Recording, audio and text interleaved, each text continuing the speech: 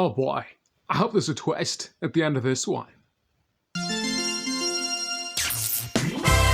M. Night Shyamalan. He's a fascinating but divisive director with a diverse body of work.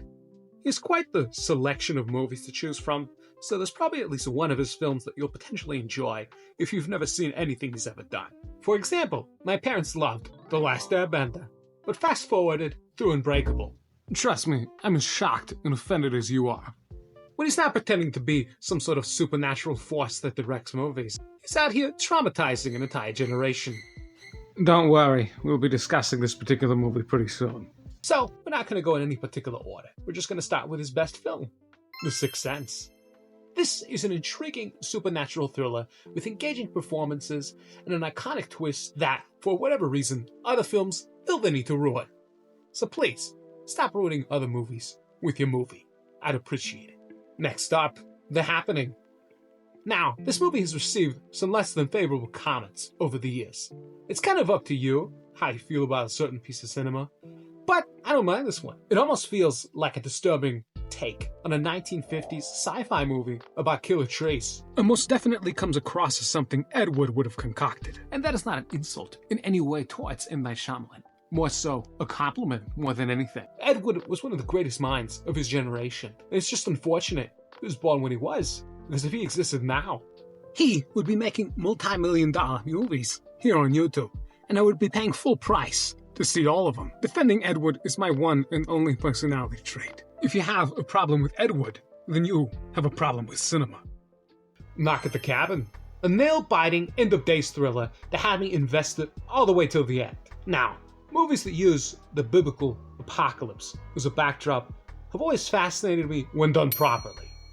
The tug-of-war, whether this is actually happening or some sort of elaborate cabin-in-the-woods scenario, is a white-knuckle experience. Also, Dave Bautista is a phenomenal actor and deserves more roles than Dwayne Johnson, aka The Rock. Yes, I just said that, and I'm not going to apologize for that statement either. The Rock, more like The Croc. The Unbreakable Trilogy. A fascinating and intriguing series of movies that honestly were ahead of their time, and probably the most realistic superhero films ever attempted on the big screen. Now, some people give Glass a bit of grief for its finale. Now, in some respects, I slightly agree, but for the most part, I feel it's a solid trilogy of films. Bruce Willis and Samuel Jackson really elevate the material, so it's a really interesting watch if you've never watched them before. So, I highly recommend them, particularly the first two. And now, ladies and gentlemen, the movie that terrified and shocked an entire generation. Science. Little story time for this particular one. So, my cousin, when I was like 12, thought it'd be funny to show me this particular movie. This is the same cousin who liked to play Locked in the Dungeon, which consisted of locking me in the shed in his backyard. At the time, I was a little obsessed with UFOs and conspiracies and Bigfoot, so it was right up my alley. I thought I could handle it. Nothing could prepare me for the horrors in this movie.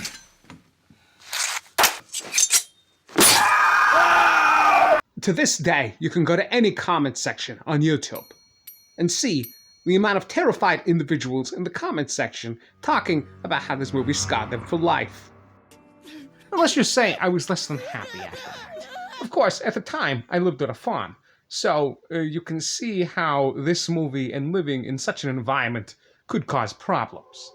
I barricaded my door, shut my blinds, and prayed to Zeus that an alien wouldn't kidnap me in my sleep. To my dearly beloved cousin who forced this on me, with the utmost respect and love, I just have to say, fuck you!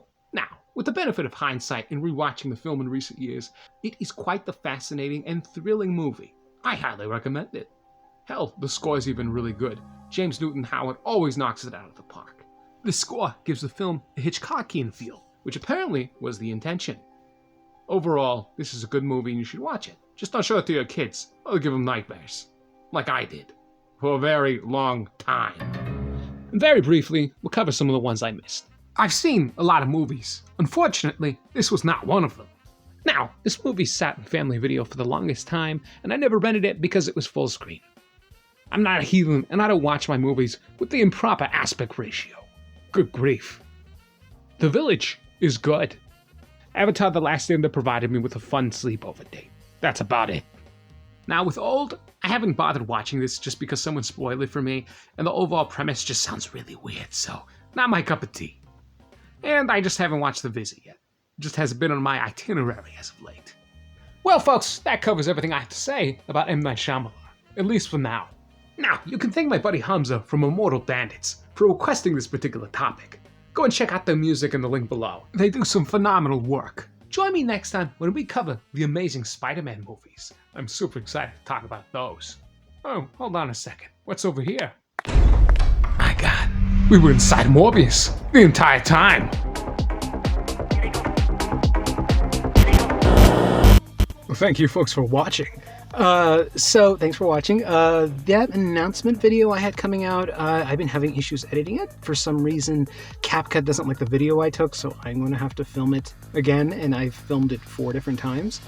The progress on the short film I've been working on has been working really well, and I'm really excited to cover the Amazing Spider-Man movies next week. So, thanks for watching, and we'll see you next time.